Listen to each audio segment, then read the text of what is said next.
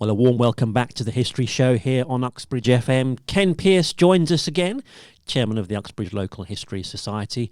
And this talk is entitled How the Met Came to Uxbridge. When you're ready, Ken. Yes, thank you. Well, of course, I'm using the familiar abbreviation for Metropolitan Police.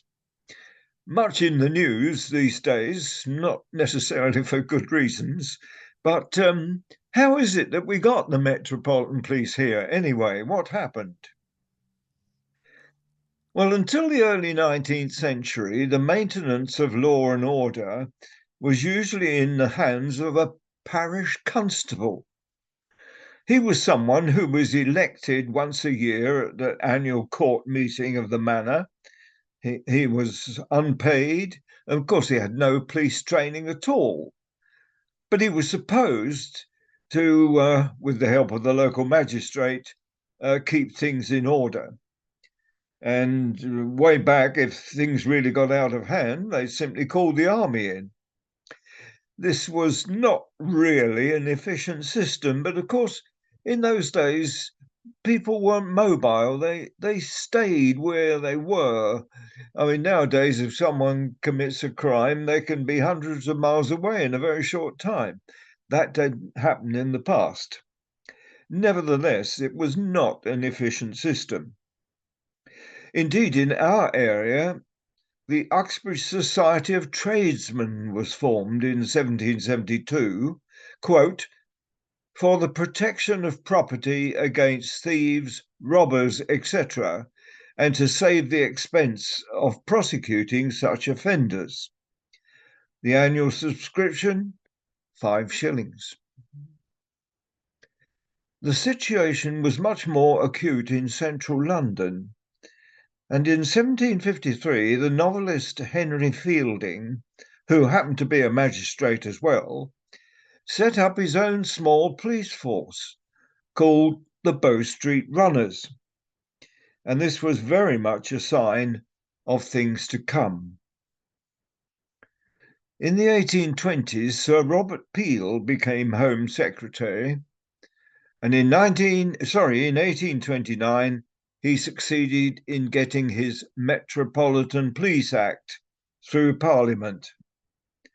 The new force, though, only covered a small area of central London, and our district was not covered. The advantages of the new police soon became apparent. And in 1839, a letter was sent to the Metropolitan Police Commissioner, signed by a number of prominent citizens in this area, and it read, "We, the undersigned Justices of the Peace, acting for the division of Uxbridge in the county of Middlesex, also the undersigned inhabitants of the parish of Hillingdon and the town of Uxbridge, do respectfully and earnestly beg your lordship to be allowed to participate in the advantages and security offered by the recent Act of Parliament for the extension of the Metropolitan Police." That was 1839. In fact, things were already happening, and they need not really have sent the letter, because the Met arrived in our area in 1840. And it was strangely decided to build a police station in the geographical centre of the area, which was actually in Kingston Lane, near the foot of Hillingdon Hill.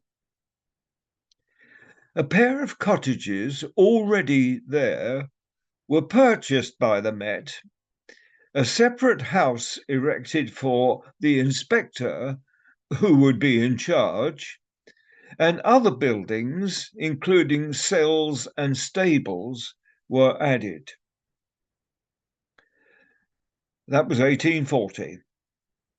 The choice of site was not wise, because most crime actually was committed in or around the town of Uxbridge, over a mile away. Taking offenders to the station in Kingston Lane often caused problems. There are amusing stories of drunks who were being wheeled in wheelbarrows all the way, but who were not inclined to stay put and fell out and caused all sorts of trouble. To ease the situation, a small lockup, which was known as the town cage, was erected in a space between the market house and St. Margaret's Church. People could be put in there to cool off or recover until they could be taken to the station. By 1851, the local force consisted of an inspector, a sergeant, and 7 constables. Finally, to improve the situation, 2 cottages on a piece of land in Windsor Street were purchased in 1870, and work began on building a purpose-built police station in the town. It opened in 1871. Today, it's the Fig Tree Public House, but I must say more about that on another occasion. Well, thanks, Ken. Yeah, the Fig Tree is a nice pub. And, of course, downstairs was the jail cells. Now it's the toilets. The cells were downstairs, yes. But I will come back to that because there's more to be said on the Windsor Street Police Station. Ah, yes. And then maybe we get to know about the brand new police station as well in a later episode. Yeah. Yes. Controversial point, yes. An architectural wonder.